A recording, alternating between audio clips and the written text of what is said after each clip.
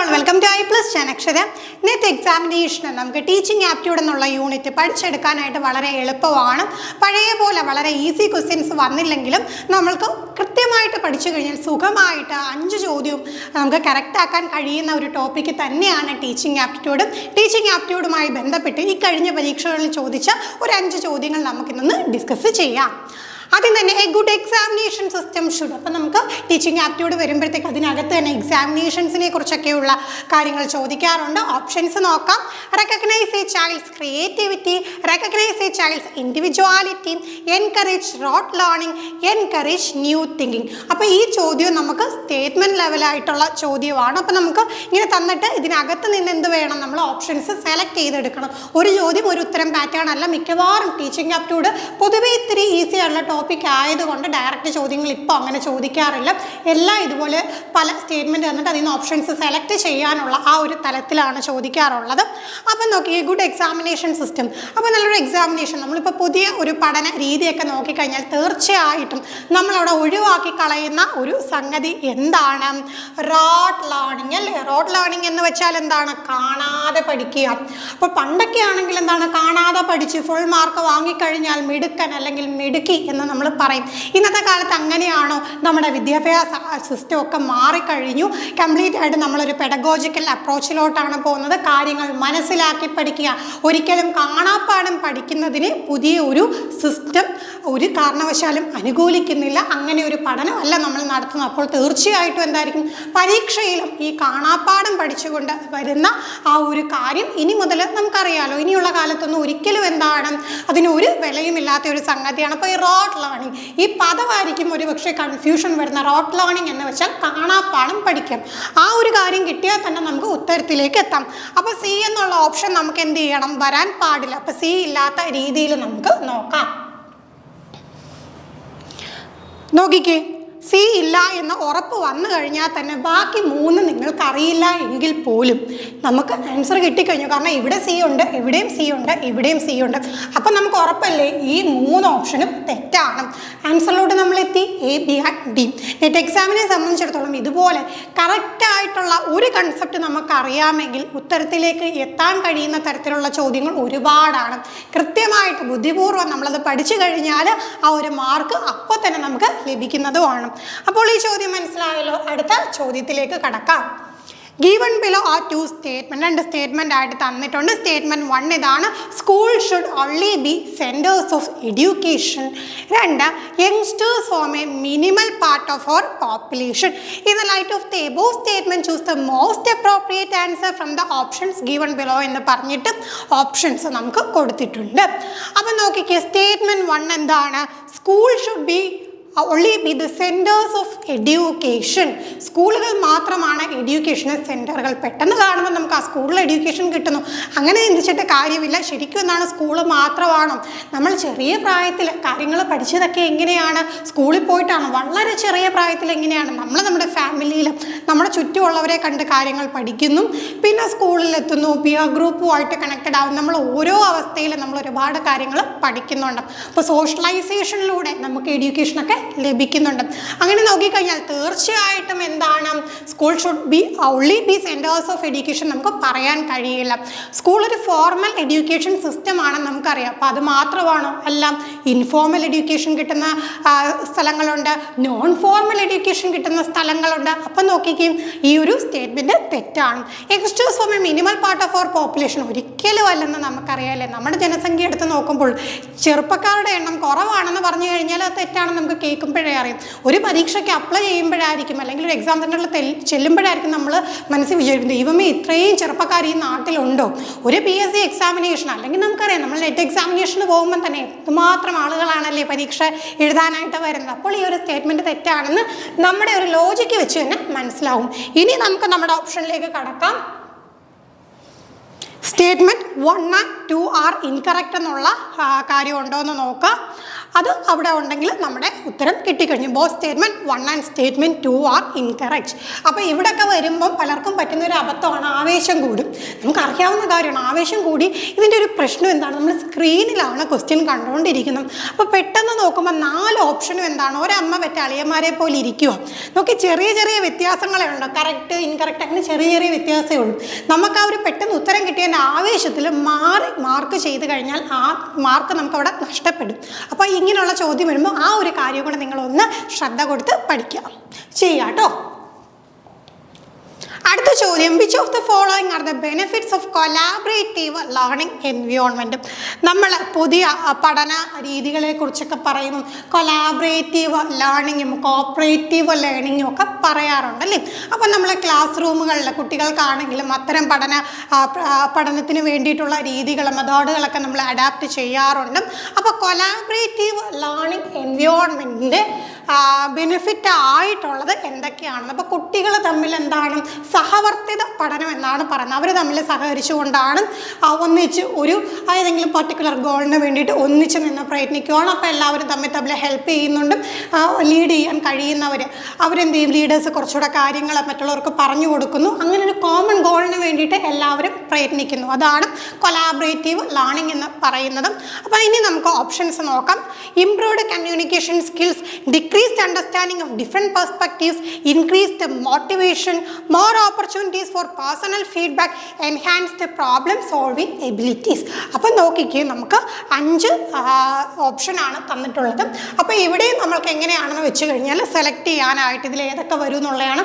ഒട്ടുമിക്ക ചോദ്യങ്ങളും ടീച്ചിങ് ആപ്റ്റ്യൂഡിൽ ഈ ഒരു പാറ്റേണിൽ തന്നെയാണ് ഇപ്പോൾ ചോദിക്കുന്നത്.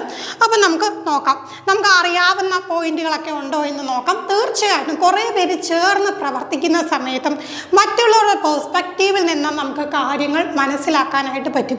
അപ്പോൾ ഇതിന് നമ്മൾ വലിയ കൊലാബറേറ്റീവ് ലേണിംഗ് ഒന്നും ചിന്തിക്കേണ്ട. നമ്മൾ നമ്മുടെ ഫ്രണ്ട്സുമായിട്ടൊന്ന് ഫുഡ് കഴിക്കാൻ പോകുന്നെന്ന് വെച്ചു. അപ്പോൾ എന്തായാലും എല്ലാവരും ഒറ്റ സ്വരത്തിൽ ഒരേ ഐറ്റം തന്നെ മതി എന്ന് പറയാറില്ലല്ലോ. അപ്പോൾ ഓരോരുത്തർ പറയുമല്ലേ, ഇപ്പോൾ ചായ ആണെങ്കിൽ എനിക്കൊരു ലൈറ്റ് ചായ, എനിക്കൊരു സ്ട്രോങ് ചായ, എനിക്ക് കാപ്പി മതി, അങ്ങനെ ഓരോരുത്തരും പറയും. അപ്പം നോക്കിക്കുകയും നമ്മൾ ഒന്നിച്ച് വന്ന് പ്രവർത്തിക്കുന്ന സമയത്ത് എന്തായിരിക്കും നമുക്ക് ഡിഫറെൻറ്റ് പെർസ്പെക്റ്റീവ്സിനെ കുറിച്ച് മനസ്സിലാക്കാനായിട്ട് കഴിയും. ഈ ചോദ്യത്തിലോട്ടൊന്ന് നോക്കി, decreased understanding of different perspectives എന്നാണ് കിടക്കുന്നത്. അതായത് ഡിഫറെൻറ്റ് പെർസ്പെക്റ്റീവ്സിനെ കുറിച്ചുള്ള അണ്ടർസ്റ്റാൻഡിങ് കുറയും എന്നാണ് കിടക്കുന്നത്. അങ്ങനെ വരുമോ? ഒരിക്കലും വരത്തില്ലല്ലോ. എല്ലാവരോടും ചേർന്ന് പ്രവർത്തിക്കുമല്ലേ, അപ്പോൾ എല്ലാവരും അവരുടേതായിട്ടുള്ള ആശയങ്ങൾ പറയും. അപ്പോൾ ഈ ഒരു ഓപ്ഷൻ തെറ്റാണെന്ന് നമുക്ക് മനസ്സിലായി. അപ്പോൾ എന്ത് ചെയ്യാം, നമുക്ക് ഇനി നമ്മുടെ ഓപ്ഷൻ നോക്കിയിട്ട് ബി വരുന്ന ഓപ്ഷൻസ് കട്ട് ചെയ്ത് കളയാം. ബി വരുന്ന ഓപ്ഷൻ എന്ന് പറയുമ്പം ഏതൊക്കെയാണ്? ബി, സി ആൻഡ് ഡി വരുന്നതുകൊണ്ട് എ, ബി ആൻഡ് ഡി വരുന്നതുകൊണ്ട്.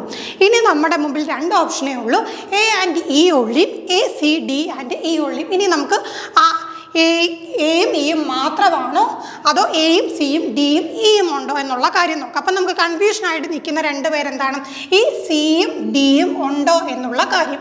സിയും ഡിയും ഉണ്ടെങ്കിൽ നമുക്ക് എന്തായിരിക്കും, A, C, D and E ആയിരിക്കും നമ്മുടെ ആൻസർ. ഇനി അതിലേക്ക് നമുക്കൊന്ന് സൂക്ഷിച്ച് നോക്കാം. Increased motivation. കൊലാബറേറ്റീവ് ലേണിംഗ് എന്ന് പറയുമ്പോൾ ഒരിക്കലും അത് ടീച്ചർ സെൻട്രിക് അല്ല. അവിടെ നമുക്ക് എന്താണ്, സ്റ്റുഡൻറ് സെൻട്രിക് ആണ്. കുട്ടികളാണ് കാര്യങ്ങൾ ചെയ്യുന്നത്. അപ്പോൾ തീർച്ചയായിട്ടും കുട്ടികളിൽ എന്തുണ്ടാവും, മോട്ടിവേഷൻ ഉണ്ടാകും. അവർ ചേർന്ന് നിന്ന് പ്രവർത്തിക്കുമ്പോൾ, അവർ കൂട്ടായിട്ട് ഒരു ഗോള് കിട്ടാനായിട്ട് അവർ പ്രയത്നിക്കുന്ന സമയത്ത് തീർച്ചയായിട്ടും അവർക്ക് മോട്ടിവേഷൻ ഉണ്ടാകും എന്നുള്ള കാര്യം ഉറപ്പല്ലേ. ആ ഒരു ഓപ്ഷൻ ഉണ്ടെന്ന് മനസ്സിലായി കഴിഞ്ഞാൽ തന്നെ നമുക്ക് ആൻസർ കിട്ടി. More opportunities for personal feedback തീർച്ചയായിട്ടും ഉണ്ട്. അവിടെ നമ്മൾ ഈ സ്റ്റുഡൻറ് സെൻട്രിക് ആയിട്ടുള്ള ഈ ഒരു കൊലാബറേറ്റീവ് അപ്രോച്ചിൽ ഉറപ്പായിട്ടും എന്തുണ്ട്, പേഴ്സണൽ ഫീഡ്ബാക്കിനുള്ള ഓപ്പർച്യൂണിറ്റി ഉണ്ട്. അപ്പം നമുക്ക് നമ്മുടെ ആൻസറിലോട്ട് വളരെ ഈസി ആയിട്ട് നമ്മൾ എത്തിക്കഴിഞ്ഞു. A, C, D and E ആണ് നമ്മുടെ കറക്റ്റ് ആൻസർ. അടുത്ത ചോദ്യം, which of the following are the requirements of good teaching. ഈ ചോദ്യം എത്രയോ തവണ ഈ ഒരു UGC നെറ്റ് എക്സാമിനേഷന് വന്നിട്ടുണ്ടെന്ന് അറിയുമോ? അത്രമാത്രം വേണമെങ്കിൽ നമുക്ക് റെക്കോർഡ് കൊടുക്കാൻ കഴിയുന്ന ഒരു ചോദ്യമാണ്. പക്ഷേ ഓരോ തവണ എന്ത് ചെയ്യുന്നുണ്ട്, ഓപ്ഷൻസ് മാറുന്നുണ്ട്. ഗുഡ് ടീച്ചിങ് അല്ലെങ്കിൽ ഗുഡ് ടീച്ചറിൻ്റെ ക്യാരക്ടറിസ്റ്റിക്സ്, ഈ ഒരു സംഗതി ഏത് പരീക്ഷ എടുത്താലും ഒരുപാട് വട്ടം ചോദിച്ചിട്ടുണ്ട്. അപ്പം നമുക്ക് എന്താണ്, ഇതുപോലെ കുറച്ച് ഓപ്ഷൻസ് തന്നിട്ട് അതിൽ നിന്ന് സെലക്ട് ചെയ്യാൻ പാകത്തിലായിരിക്കും ഈ ചോദ്യം വരുന്നത്. ഓപ്ഷൻസ് ഒക്കെ എല്ലാ തവണയും മാറിക്കൊണ്ടിരിക്കും. ചിലപ്പോൾ കട്ടി വാക്കുകളൊക്കെ കടന്നു വന്നേക്കാം. നമുക്ക് എന്തായാലും ഇത്തവണത്തെ ഓപ്ഷൻസ് നോക്കാം. Responsive human environment to foster exploration, appropriate responsiveness to the child and the group, knowledge of the subject matter, maintaining interpersonal relationship, strict adherence to a rigid teaching plan. അപ്പോൾ നോക്കിക്കേ, ഇതിൽ നമുക്ക് ഏതൊക്കെ ഒഴിവാക്കാം? നമ്മൾ കഴിഞ്ഞ തവണ എടുത്ത അതേ ടെക്നിക്ക് തന്നെ ഇവിടെ നമുക്കൊന്ന് നോക്കാം എന്തൊക്കെ ഒഴിവാക്കാം. അപ്പോൾ നമുക്ക് ഒറ്റ നോട്ടത്തിൽ ഒഴിവാക്കാൻ കഴിയുന്ന എന്താണ്? Strict adherence to rigid teaching plan. Teacher rigid ആവണമെന്ന് എവിടെയെങ്കിലും പറയാറുണ്ടോ? Teacher should be flexible. സാഹചര്യങ്ങൾ അനുസരിച്ച് ടീച്ചറിന് ഫ്ലെക്സിബിളായിട്ട് പ്രവർത്തിക്കാൻ കഴിയണമെന്ന് നമ്മൾ ഓൾറെഡി പഠിച്ചിട്ടുണ്ട്.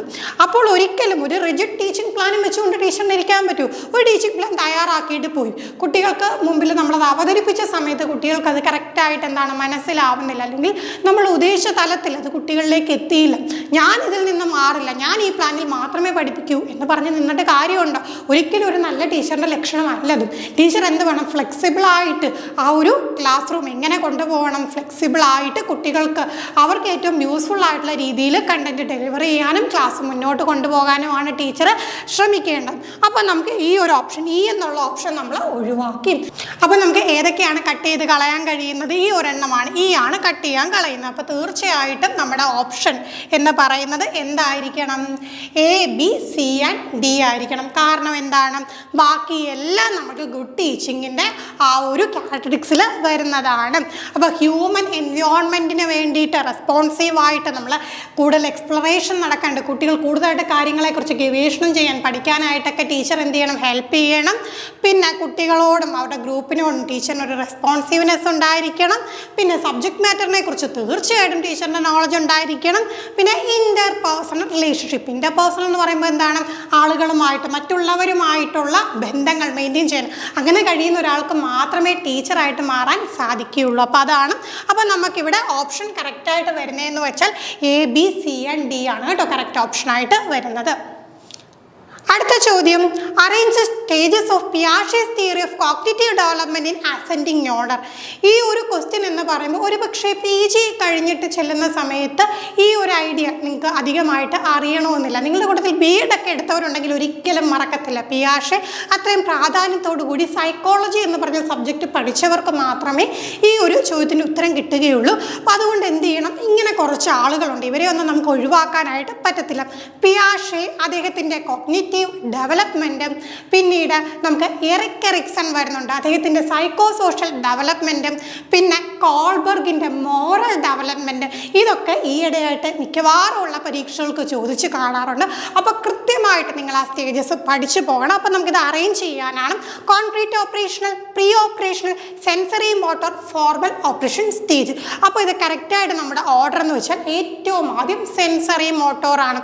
ഒരു കുട്ടിയുടെ ജനനം മുതൽ 2 വയസ്സ് വരെ ആ കുട്ടി ഈ ഒരു സെൻസറി മോട്ടോ സ്റ്റേജിലാണെന്നാണ് പിയാഷെ പറയുന്നത്.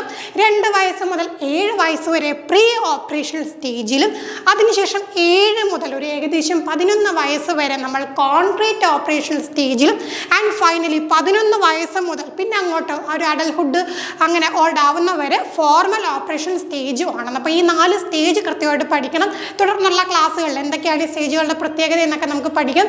ഒരുപാട് ഡീപ്പായിട്ട് പോയില്ലെങ്കിൽ പോലും കൃത്യമായിട്ട് ഈ ഒരു ഓർഡറിൽ അറേഞ്ച് ചെയ്യാൻ നിങ്ങൾ പഠിക്കണം. ഇതുപോലെ നേരത്തെ ഞാൻ പറഞ്ഞ എറിക് എറിക്സൺ ആണെങ്കിലും അതേപോലെ കോൾബർഗ് ആണെങ്കിലും അവരുടെയൊക്കെ സ്റ്റേജസ് നമ്മൾ പഠിച്ചു വെക്കണം, പരീക്ഷയ്ക്ക് ചോദിക്കും. അതൊക്കെ തുടർന്നുള്ള ക്ലാസ്സുകളിൽ നമുക്ക് ഡിസ്കസ് ചെയ്യാം. മറ്റൊരു ക്ലാസ്സുമായി വീണ്ടും കാണാം. താങ്ക്